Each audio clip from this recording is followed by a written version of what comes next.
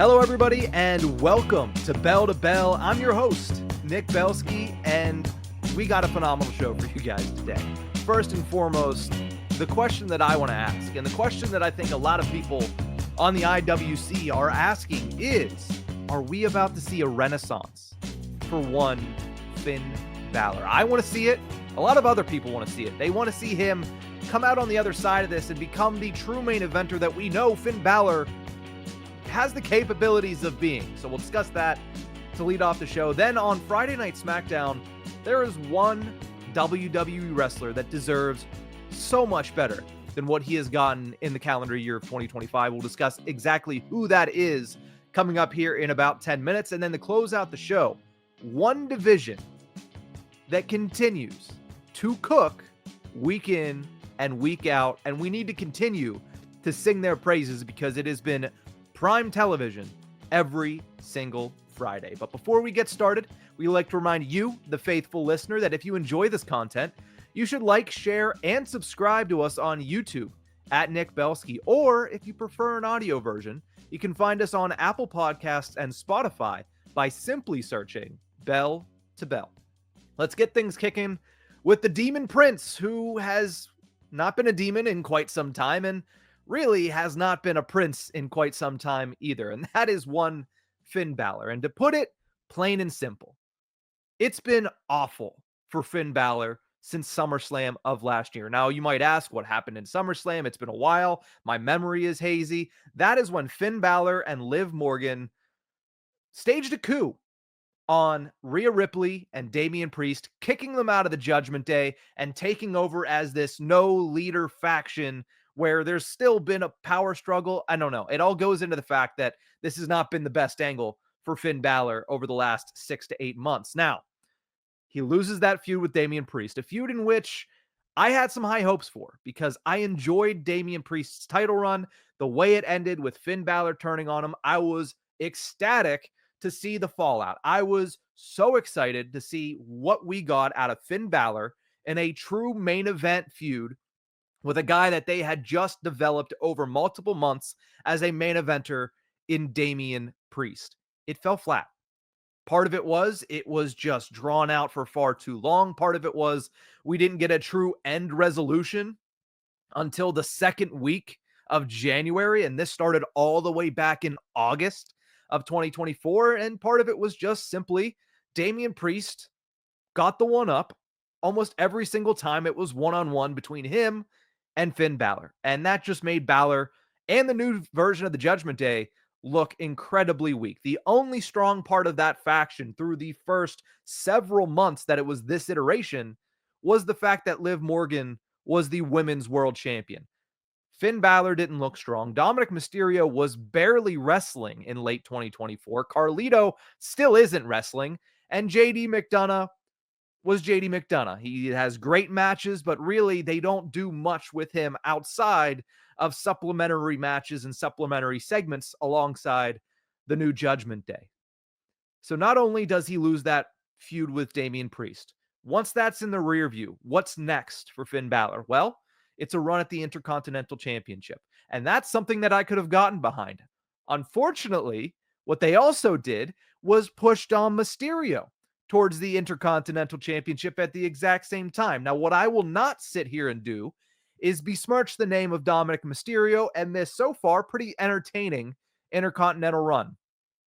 But what I will do is say it has come at the expense once again of Finn Bálor. Part of that might just be that's where he's at in his career. He's one of the veterans. He's going to put over young talent. He's going to help elevate the remainder of the roster. But for just once, I would like to see Finn Bálor come out and just absolutely dominate for a stretch. We saw him get the pin on Monday Night Raw in a huge tag team match alongside JD McDonough against Penta and AJ Styles. A match that if you didn't enjoy, you just don't enjoy the sport. But I enjoyed it thoroughly, and Finn Bálor comes out on top. And what that told me, or what that, I guess, brought up within my mind is, man, I'd like to see this more often. Man, I'd like to see Finn Bálor go over more often. He has the tools. He has the move set, if you will. He has just the talent. He has What is it that Randy Orton always talks about? The psychology of a wrestler in WWE. Finn Balor has it all. He's pretty much the total package. I want to see him get the opportunity to display that once again. Some of the best work we had seen from him was during Seth Rollins' inaugural World Heavyweight Championship run when he was going against Finn Balor. The fact that Balor since then has kind of faded into the back, it's disappointing. And now we're at this point where they've teased dissension between Balor and Mysterio, and by extension, the rest of the Judgment Day, for absolutely too long. It's been months, and it came to a boil at WrestleMania when Dominik Mysterio frog splashed Finn Balor, who was about to become the Intercontinental Champion, and Mysterio takes it right off his shoulder, 1, 2, 3, and gets one of the craziest reactions of WrestleMania weekend. And yet, we still are just getting a slow burn. Eventually, you'd have to imagine it is going to be Finn Balor parting ways with the Judgment Day. But at the same time, we've seen this storybook a couple times over the last calendar year where they have teased the dissension, they have teased a potential breakup, and they just never got to it. Or by the time they got to it, nobody cared anymore because they teased it for far too long. They missed their opportunity. They missed the boat, as it were. They didn't do it correctly with Otis and Gable, right? Everybody was in on that story. Everybody wanted to see Otis turn on Gable and them have this big payoff match. It really never happened. And then push it further to something that is more recent, Theory and Waller. Look at what we saw on Monday Night Raw. Sheamus versus Grayson Waller, and everybody's chanting for Austin Theory, and specifically chanting for him to turn on Grayson Waller. For some reason, WWE is dragging their feet with these storylines. With Otis turning on Gable, they missed the boat. With Theory on Waller, it seems like they're getting close to missing the boat. They need to pull the trigger on one of these turns. And I think this one is probably the most important because Finn Balor is a name that once he does that, once he separates, he becomes, once again, if you do it correctly, a main event talent and a main event stable on Monday Night Raw. What it also does is push forward the character of Dominik Mysterio, who they've done amazing work with over the last several months. But I think they need to capitalize when this is hot because that will just push him further so much faster. Now, of course, the sense of urgency isn't huge for Dom because he's young, he's talented, he has a lot of way to go, and they don't really need to rush a lot of things with him because the natural progression, the natural growth has been great. But they need to take advantage of the heat that the tension that this eventual breakup is starting to build week over week over week. And now, of course, it comes to a head with a new factor, and that is Roxanne Perez. She signs full-time to Monday Night Raw this past week. She qualifies for Money in the Bank in the triple threat match. And now she gets introduced to the Judgment Day. Surely this doesn't end with a 7th Judgment Day member. It can't.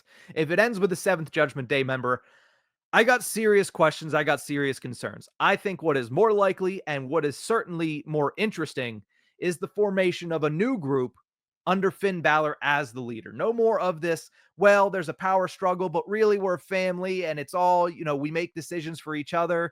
We are all for all and all for one and one for all. That's what the new Judgment Day is supposed to be. I think Finn Balor needs to be the clear and obvious lead of a group. Maybe it's another iteration of the Balor Club, but it didn't really work well the first time they did it. So maybe they won't bring that specifically back. But I think Finn needs to have a new group, whether that is him and Perez and McDonough or him and Perez and somebody else.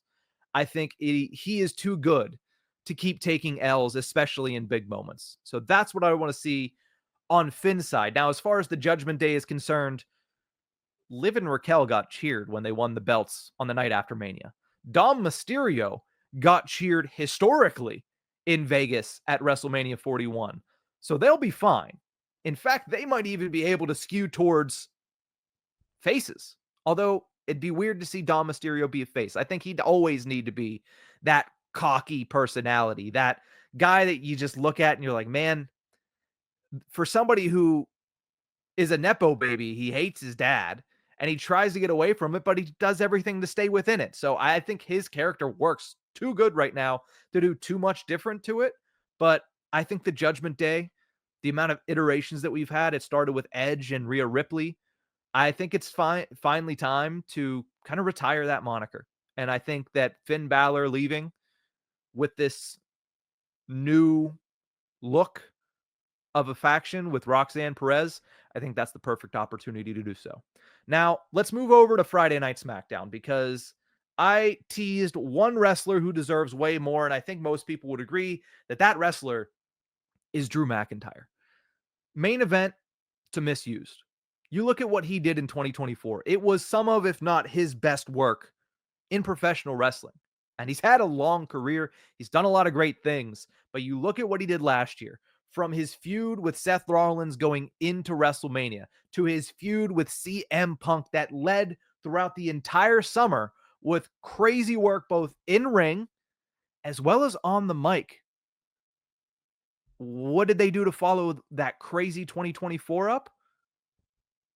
They paired him with Damian Priest in what feels like a mid-card feud on Friday Night SmackDown. This is month 4 of Drew McIntyre versus Damian Priest. And we learned last Friday that we'll get another match in this feud on Saturday night's main event this upcoming weekend in a steel cage. And my question is, wasn't the payoff of this a street fight in Vegas at WrestleMania? How do you have a street fight to end a blood feud, and then a month later, you're having a steel cage match at Saturday night's main event?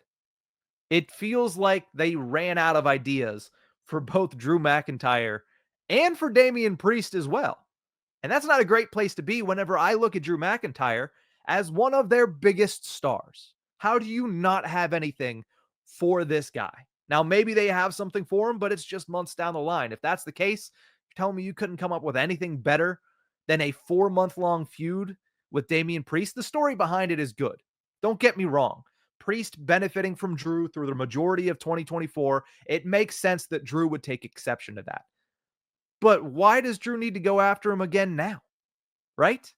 Because Drew earned himself a United States title shot, and then LA Knight and Damian Priest both weaseled their way into this, and then Priest took him out of it. Like, is that enough to make Drew go back after him? Maybe, but at the same time, it feels like we are just reaching to keep these two intertwined because we have nothing for them outside of each other.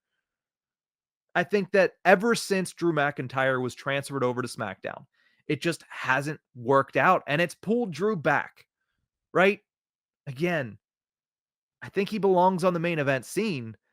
And right now, the main event scene on SmackDown is kind of non-existent, right? You don't have enough established opponents in the main event for Drew McIntyre to go up against, which is why we see him and Damian Priest just clashing, right? That's it. John Cena's a part-time champ. He's been around, but he hasn't been around a lot, right? Randy Orton just finished up with John Cena, so he's been intertwined. And before that, he was with Kevin Owens. Speaking of Cody Rhodes, where's he at?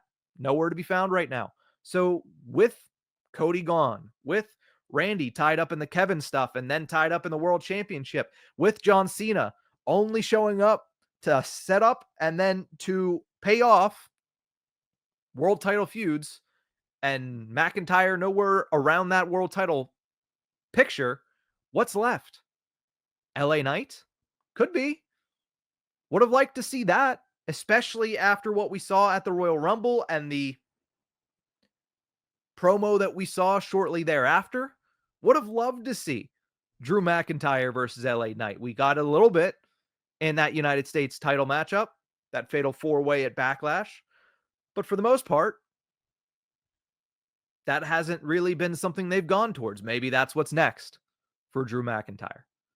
And then there's Damian Priest, somebody else who they brought over from Monday Night Raw, who had a little bit of momentum, who needed to get out of a very long feud that just wasn't working with Finn Bálor. And what did they do? They put him right into a very long feud that isn't quite working with Drew McIntyre. Saturday is a chance for a fresh start for both of these gentlemen. I'd like to see it come to a conclusion. And personally, I'd like to see Drew McIntyre win because I think he needs to move up into the upper echelon of Friday Night SmackDown. Because right now it feels like a 3-horse race between Cena, Randy, and Cody. And I don't think that's a good place to be for the undisputed WWE Championship. I mean, heck, R-Truth is facing John Cena at Saturday night's main event. Drew McIntyre is in the mid-card meanwhile. Make it make sense to me. Make it make sense to me. I mean, it might all pan out. We always have to wait and see, but his 2025 has been underwhelming, especially coming off of how good he was in 2024. Let's close out this episode by talking a little bit about one division that has been cooking every single week, and I think most know where I'm going with this because I've mentioned this a couple times. That is the SmackDown Tag Division. Quickly, and I mean absolutely lightning fast, becoming one of the best divisions in WWE. I think you look at the NXT Women's Division, that probably tops that list. You look at Monday Night Raw's main event scene, that includes CM Punk and Seth Rollins and Jey Uso and I think Roman Reigns. I don't know what brand Roman Reigns is on. I guess technically Roman Reigns goes where Roman Reigns wants, but you'd imagine he comes back. That's probably where he ends up being. So I think you could throw the Raw main event scene in there as well. But I think the SmackDown Tag Division is quickly becoming a top 3, definitely a top 5 division in all of wrestling, not just in WWE. They had a fun build towards Mania, although they didn't get a spot that weekend, which to me still burns, still stings a little bit. But you know what they've been able to do since? They've held the momentum. Because on the Friday Night SmackDown after WrestleMania, after everybody left Vegas, they had a 3-way ladder match for the tag titles. And guess what? It was phenomenal. Tore the house down. Street Profits, DIY, Motor City Machine Guns, payoff of all payoffs for all that mess that was the SmackDown Tag Division leading into WrestleMania. Now, it was unfortunate for Los Garza. They weren't included in that. It was unfortunate for Pretty Deadly that they weren't included in that because they were part of the reason that this tag division was so hot going into WrestleMania and throughout WrestleMania season. And they weren't able to be in that payoff matchup, which stunk. But the good thing is the division has held momentum. And a large part of that is because of the two gentlemen that are on the screen, if you're tuned in on YouTube, and that is Nathan Frazer and Axiom, aka Fraxiom, who debuted on Friday Night SmackDown the week after WrestleMania, and since then have racked up 4 straight wins, including a victory over the tag champ Street Profits in a non-title matchup, and they just fit like an absolute glove. We look at the SmackDown Tag Division and what they were doing in 2025 up to their debut. It was 5 teams that were made to look like there was a razor's edge between them. That was the separation. And anybody could beat anybody on any given night or any given week.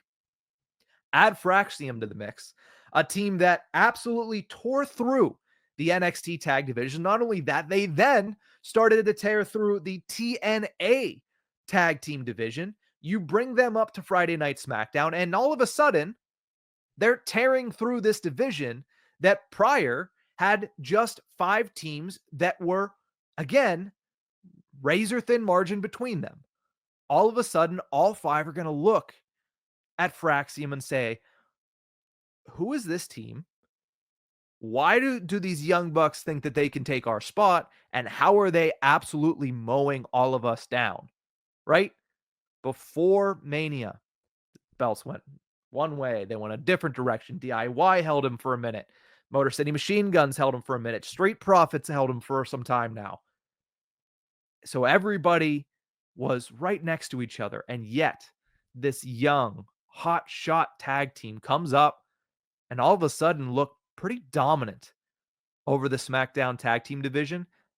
It was a seamless addition for Fraxiom on Friday Night SmackDown. They've had great matches with absolutely everyone, and I don't think that's going to change. I think you could probably put anyone that you want in a tag match with these two, and they're going to put on a banger. But I think that in general, the SmackDown tag division is cooking week after week, is one of the hottest in all of wrestling, and it has become one of, arguably, the best parts of WWE Weekly.